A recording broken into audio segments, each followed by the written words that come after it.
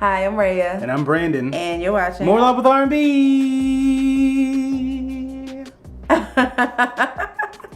And today we are watching, talking, weirdo.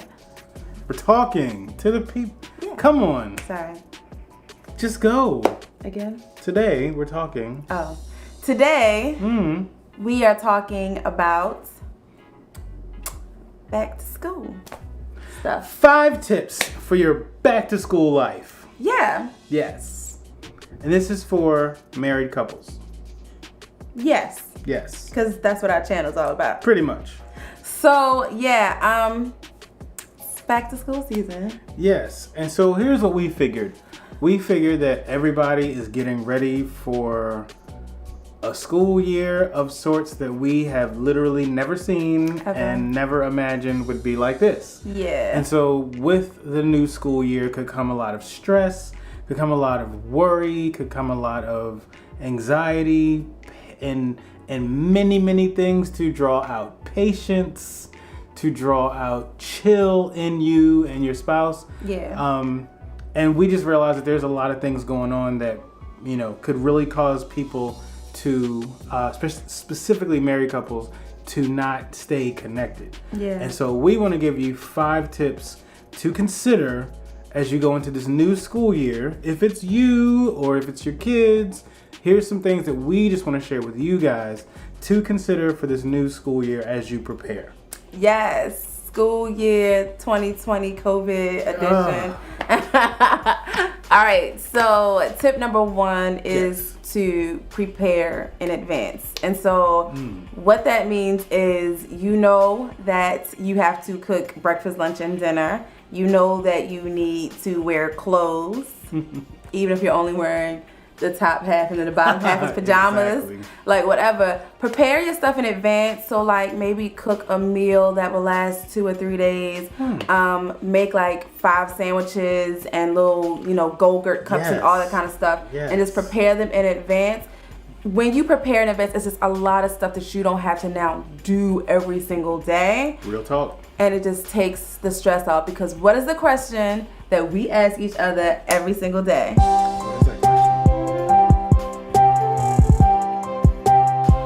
What are we eating for dinner? Every night we ask. It's terrible. What are we eating tonight? The responsibility falls on the person that didn't ask first. Yes. So it's like, hey, can I ask you a question? And she's like, what are we gonna eat for dinner? I'm like, no, because now I gotta figure it out. So yeah, if you prepare in advance, create a meal plan, get your clothes out in advance, whatever it is that you need to do. Yeah. It's just one less thing that you have to worry about. You kind of feel prepared. Yes. For your week. Yes. All right. Number 2 is divide the chores. Yeah. So typically in most households, and this is unless you got your whole life already organized, but everybody ain't that great right now. We trying to be great, okay? We trying to be great, but everybody ain't that great right now. So divide the chores. Yeah. That means that typically in most households, there's always one person doing the majority of the chores. So I will say for us, we have found a way to involve the kids in the chores. Our kids are 8 and 5, and summertime is come and gone, and we kind of let them kind of chill, have fun, do it. Not anymore. Those days are gone. Yes. Like, I want my living room clean. Everywhere you go in this house, if you put something somewhere, you need to pick it up and put it away. Or else, guess what I'm going to do? I'm going to throw it in the trash. And I know people say, oh, that's harsh. I'm like, okay, well, then you come clean my house. Okay? So we want to involve our kids in our chores and say, hey, we want you to learn responsibility by putting the dishes away, and the safe dishes. We're not letting them put butcher knives away. Like, please. But let them clean the living rooms, put pillows and blankets back on the sofas, and keep their room clean. Take trash out, like whatever their little bodies can do, we like to involve them. So it doesn't all just fall on one person. And then some of that chore time you and your spouse can spend being with each other instead of taking out garbage. Which takes me to tip number 3. Does it now? Make time for love. Okay now. So a lot of times, especially at the beginning of the school year when it's just hectic, and especially this year when everything is brand new and you're just trying to figure it out, you are basically focusing on how to survive this new school year, being a teacher and trying to coordinate all that stuff, being a student trying to coordinate it, or being a parent of a student. It can be very difficult, and all of your energy and effort and thoughts go into that, so that at the end of the day, you have not even thought about your spouse or ways to kind of bring yourselves together. So it's important, even if you have to, and we had a video that talks about this, even if you have to schedule it, put it on the calendar, just something, because being with your spouse, making time for love, it's a stress reliever. It allows you to do something that's enjoyable with your best friend, the person that you love, hopefully, more than anybody else. I would hope so. Make time to spend time together. And I'm not just talking about sex, although that is important.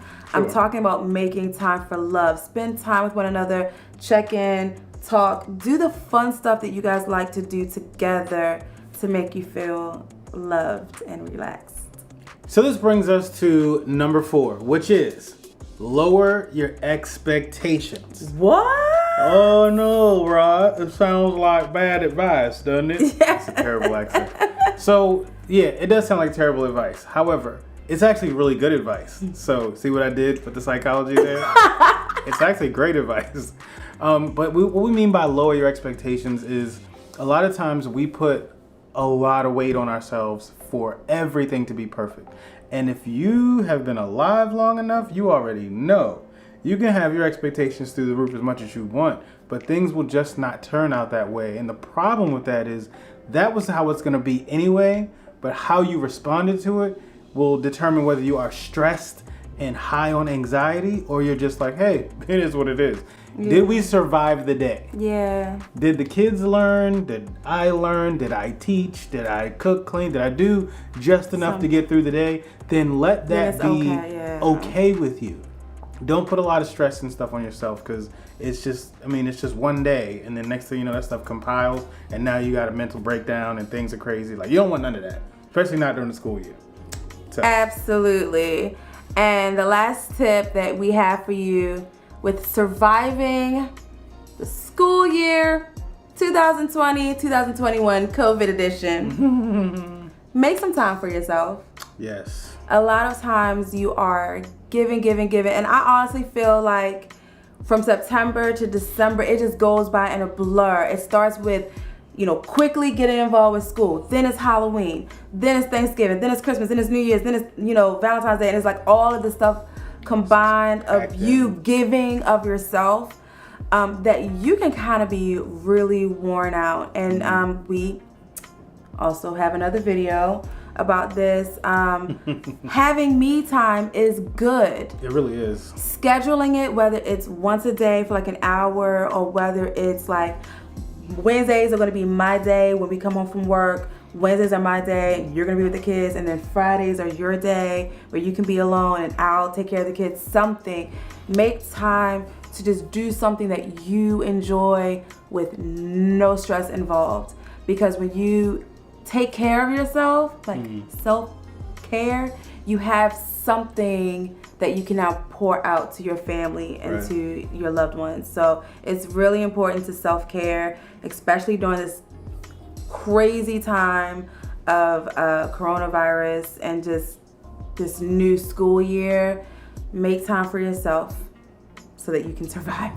Yes. And we'll have one last bonus tip. Ooh. Bonus tip.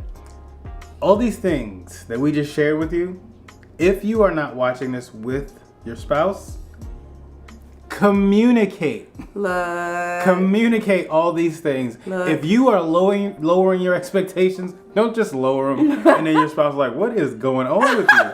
If you were going to take some alone time, don't just go away and be like, I'm going out. And we're like, where are you going? Like, communicate these things. Tell your spouse, you're going to take out the trash tonight. Like, wait, what happened? It's like, I'm getting my kids involved in all these chores. And I'm doing all this. Like, wait, I'm sorry. Why is Billy on the roof taking shingles down? Like, what is happening? Like talk about these things first. Yeah. Don't just start doing them. communication is key. So make sure you communicate all these things. If you decide to implement these things, communicate them with your spouse so that it's okay. Like, it should be okay to take me time, to take alone time, but it should be something y'all agree on. Yeah. Okay? Not just something you just go and do.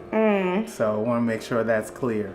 All right, so if you like this video, give it a thumbs up. Give it another thumbs up, even though it won't calculate more than one. Just click it anyway. Make sure you hit the subscribe button because we would like to see you again. Yay. And hit the bell so that you can be notified whenever we drop a video, which is pretty much every Thursday for the past almost 3 years going on. Wow. So yes, leave a comment. If you have any more tips that you feel like help you get ready for the school year, drop them in the comments below. We will read them. Other people will be able to read them. We want to help, and we want others to be able to help as well. Yeah. Thank you guys so much for watching. We appreciate you guys. Bye.